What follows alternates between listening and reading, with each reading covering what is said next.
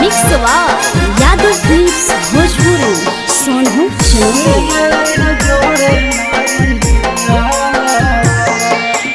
जहाँ जहाँ जहाँ जी बजारिया ले ले जोड़े नारियलवा।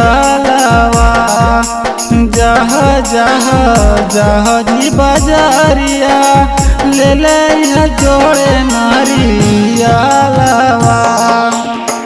सुपवा सुपतिया पान कसलिया और लइहा गाय के घियावा। अहो जाह जाह जाह जी बजारिया ले ले जोड़े नारियलवा। अहो जाह जाह जाह जी बजारिया ले ले जोड़े नारियलवा।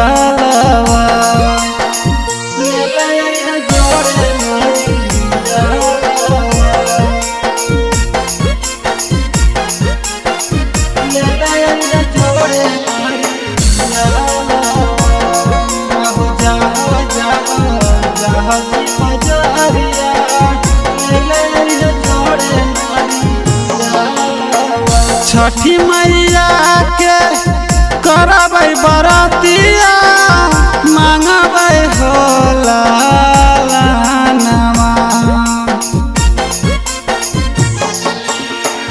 देवरा खातिर मांगबै गोतिनिया ननद खातिर बरवा। अहो जाह जाह जाह जी बजारिया ले ले पलट साड़िया। अहो जाह जाह जाह जी बजारिया ले ले पलट साड़िया।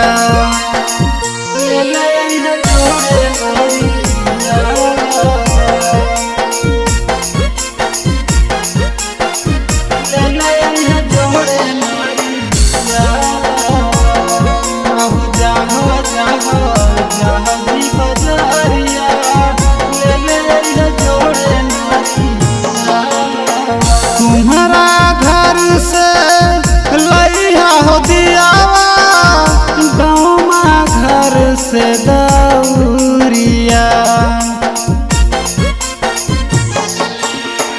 अहिरा के बेटावा देते हो दूधावा देवे आदित्य के अरगिया। अहो जाहो जाहो जाहो जी बजारिया ले ले फल फल हारिया। अहो जाहो जाहो जाहो जी बजारिया ले ले फल फल हारिया।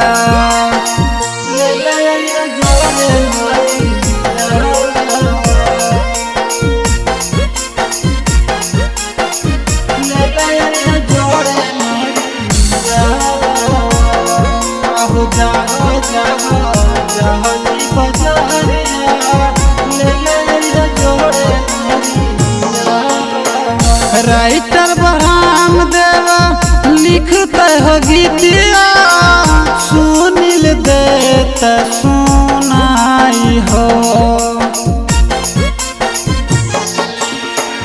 राइटर बरहाम देवा लिखते हो गीतिया सुनील देते सुनाई हो। अहो जाह जाह जाह जी बजारिया ले ले जोड़े नारियलवा। अहो जाह जाह जाह जी बजारिया ले ले जोड़े नारियलवा। अहो जाह ने जी।